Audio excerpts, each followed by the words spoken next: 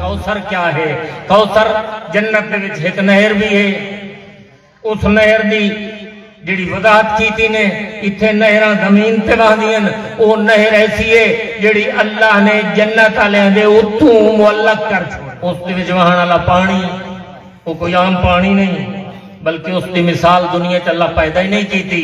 ایسا شربت، ایسا شراب جن دی خوشبو دنیا چ کوئی نہیں، جن دی مٹھاس دنیا چ کوئی نہیں، جن دا ذائقہ اللہ دنیا چ نہیں بنایا، جڑا آج تائیں کہیں چکھیا نہیں۔ اتھا اے ہوندا ہے جو بندہ نہری جو پانی بھریندا ہے تے تاں ملدا ہے، اتھے او نہر ایسی نہر ہے جو جنت والا ارادہ کرے سی، ارادہ ودا کریندا ہو سی تے دل وچ خیال آ سی جو فلاں ذائقہ ہووے، فلاں خوشبو ہووے، فلاں مزہ ہووے۔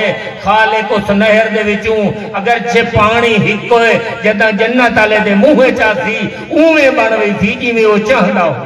ایک معنی ہے۔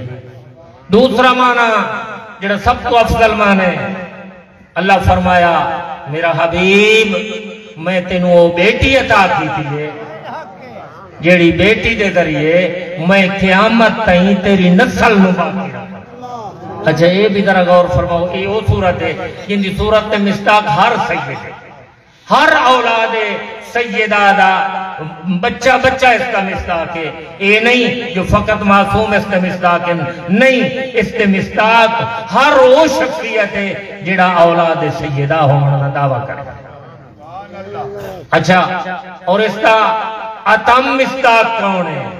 اللہ نے خیر کثیر فرمایا ہے، اولاد کثیر فرمایا ہے، اس وقت فرمایا ہے کہ اللہ آکھ رہا اے رسول میں تینوں او با عظمت شاہ عطا کیتی ہے جن دی وجہ تو جتنے تائیں سورہ کوثر دے مصداق اس دنیا دے اتے باقی راسن، میں اللہ دا وعدہ ہے اس زمین ہی باقی راسی، آسمان ہی باقی راسی۔